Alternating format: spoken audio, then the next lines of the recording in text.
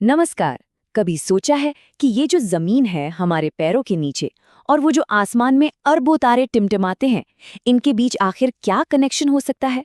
तो चलिए आज इसी सफर पर निकलते हैं, हमारी अपनी पृथ्वी से लेकर ब्रह्मांड की बिल्कुल शुरुआत तक।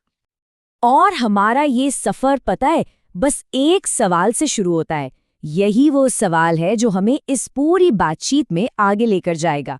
तो फिर देर किस बात की, चलिए एकदम शुरुआत से शुरू करते हैं। तो हमारी कहानी की शुरुआत होती है हमारी दुनिया को समझने से, मतलब भूगोल के विज्ञान से। देखिए, इससे पहले कि हम ऊपर सितारों की तरफ देखते, ये जरूरी था कि हम पहले अपनी दुनिया को समझें।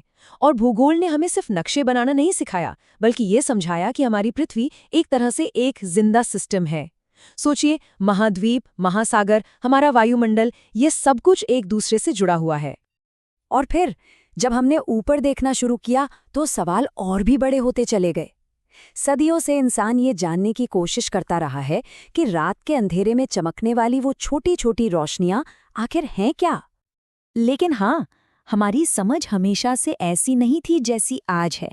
एक जमाना था जब हम यही मानते थे कि ये हर चीज, सूरज, चांद, सितारे, सब पृथ्वी के चक्कर लगाते हैं। फिर धीरे धीरे टॉलमी से वराहमिहिर तक, फिर कोपरनिकस और गलीलियो, हर नई सोच, हर नई खोज हमें सच के थोड़ा और करीब लाती गई। और जरा सोचिए ये बदलाव कितना बड़ा था। एक तरफ वो दुनिया थी जहां पृथ्वी ही सब कुछ का सेंटर थी, और दूसरी तरफ ये सच्चाई कि हम तो बस एक ग्रह हैं जो सूरज के चक्कर लगा रहा है। सिर्फ इस एक सच ने हमारा नजरिया पूरी तरह से बदल कर रख दिया। तो ठीक है, हमने अपने सोलर सिस्टम को तो समझ लिया, पर अब वक्त है उस सबसे बड़े सवाल पर आने का कि आखिर ये सब कुछ, ये पूरा ब्रह्मांड आया कहाँ से? शुरुआत में दो बड़े विचार थे। एक थ्योरी कहती थी कि ये यूनिवर्स हमेशा से ऐसा ही है, इसकी ना कोई शुरुआत है ना कोई अंत। लेकिन दूसरी थ्योरी, जिसे आज ज्यादातर साइंटिस्ट सही मानते हैं, वो कहती है कि नहीं, हर चीज की एक जबरदस्त शुरुआत हुई थी, एक महाविस्फोट से, जिसे हम बिग बैंग कहते हैं। और ये कब हुआ? आज से करीब 13.7 अरब साल पहले। जरा इस नंबर के बारे में सोचिए, 13.7 अरब साल। ये इतना ज्यादा वक्त है कि अगर हम इंसानों के पूरे इतिहास को एक साल का कैलेंडर माने, तो हम सब उस साल के बिल्कुल आखिरी कुछ सेकंड्स में आए हैं। हमारे पूरे ब्रह्मांड की कहानी बस उसी एक पल से शुरू होती है। तो ठीक है, ब्रह्मांड की शुरुआत तो हो गई, लेकिन अब सवाल ये है कि इसके जो सबसे जरूरी हिस्से हैं, मतलब कि तारे, वो कैसे बने? और ये बहुत जरूरी सवाल है ना, कि आखिर बिग बैंग की उस जबरदस्त एनर्जी से वो अरबों तारे कैसे बन गए जो आज आसमान में चमकते हैं? इसका जवाब हमें मिलता है तारों के जन्म की कहानी में। ये सब कुछ शुरू होता है यहाँ, धूल और गैस के इन बहुत बड़े बड़े बादलों में। इन्हें तारों की नर्सरी भी कहा जाता है। यहीं पर ग्रेविटी यानी गुरुत्वाकर्षण इन बादलों को धीरे धीरे एक साथ खींचना शुरू करता है, जब तक कि वो इतने घने और गर्म ना हो जाएं कि एक नए तारे का जन्म हो सके। आपको पता है, एक तारे की जिंदगी भी काफी हद तक हमारी जिंदगी जैसी ही होती है। वो जवान, बहुत गर्म और नीले रंग का पैदा होता है, फिर हमारे सूरज की तरह एक स्टेबल पीले तारे में बदल जाता है, और आखिर में अपनी उम्र के आखिरी पड़ाव में वो एक बूढ़े लाल तारे के रूप में फैल जाता है। तो अब सवाल ये है कि एक तारे का अंत कैसे होता है? ये एक खास लिमिट पर डिपेंड करता है।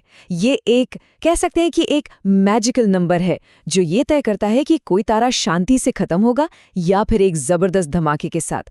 और ये सब कुछ निर्भर करता है उसके वजन पर, उसके मास पर। और इसका अंत ना दो तरीकों से हो सकता है। अगर तारा छोटा है, चंद्रशेखर लिमिट से कम है, तो वो शांति से सिकुड़कर एक व्हाइट ड्वार्फ यानी एक सफेद बौना तारा बन जाता है। लेकिन अगर वो उस लिमिट से बड़ा है, तो उसका अंत होता है एक जबरदस्त धमाके के साथ। इसे हम सुपरनोवा कहते हैं, और ये अपने पीछे न्यूट्रॉन स्टार या फिर ब्लैक होल जैसी कमाल की रहस्यमयी चीजें छोड़ जाता है। तो चलिए, अब इन अनगिनत तारों की दुनिया से निकलकर उस एक तारे पर फोकस करते हैं जो हमारे लिए सबसे ज्यादा जरूरी है, हमारा अपना सूर्य। तो हमारा सूरज आखिर है क्या? असल में ये गैस का एक बहुत बड़ा गोला है, और इसमें ज्यादातर सिर्फ दो गैसें हैं, हाइड्रोजन और हीलियम। कमाल की बात यह है कि यही वो दो चीजें हैं जो बिग बैंग के फौरन बाद बनी थीं। तो एक तरह से देखें तो हमारा सूरज ब्रह्मांड के जन्म का जीता जागता सबूत है। और सूरज की जो सतह हमें चमकती हुई दिखती है ना, जिसे फोटोस्फीयर कहते हैं, वो बिल्कुल भी शांत नहीं है। वहां से लगातार एनर्जी के इतने बड़े बड़े धमाके होते रहते हैं जिन्हें सोलर फ्लेयर्स कहा जाता है। और ये इतनी शक्तिशाली होती हैं कि इनकी एनर्जी अरबों किलोमीटर का सफर तय कर सकती है। मतलब हमारे पूरे सोलर सिस्टम को पार करने के लिए काफी है। तो अब आते हैं असली कनेक्शन पर।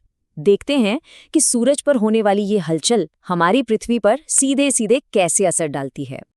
ये जो एनर्जी है ये लाखों किलोमीटर का सफ़र तय करती है इलेक्ट्रोमैग्नेटिक रेडिएशन के तौर पर, और ये सफ़र करते करते आखिरकार हमारे ग्रह हमारी पृथ्वी तक पहुंच जाती है। और जब ये रेडिएशन हमारी पृथ्वी के एटमॉस्फेयर यानी हमारे वायुमंडल से टकराता है ना, तब कुछ बहुत ही खूबसूरत होता है। एक शानदार लाइट शो शुरू हो जाता है। और उसका नतीजा ये कमाल का नज़ारा। आसमान में नाचती हुई ये रंग बिरंगी लाइट्स, जिन्हें हम ऑरोरा कहते हैं, ये असल में सूरज से आने वाले रेडिएशन और हमारे एटमॉस्फेयर के बीच एक खूबसूरत टक्कर का नतीजा है। तो ये हमें वापस वहीं ले आता है जहां से हमने शुरुआत की थी।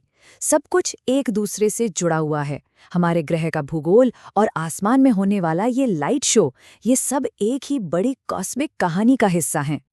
तो अगली बार जब रात में आसमान की तरफ देखें तो एक पल के लिए जरूर सोचिएगा कि अगर सिर्फ एक तारे की एनर्जी इतनी खूबसूरत चीज बना सकती है, तो इस पूरे ब्रह्मांड में और न जाने कितने राज, कितने चमत्कार छिपे होंगे जो खोजे जाने का इंतजार कर रहे हैं। और शायद यही सवाल है जो हमें हमेशा और ज्यादा जानने के लिए आगे बढ़ाता रहेगा।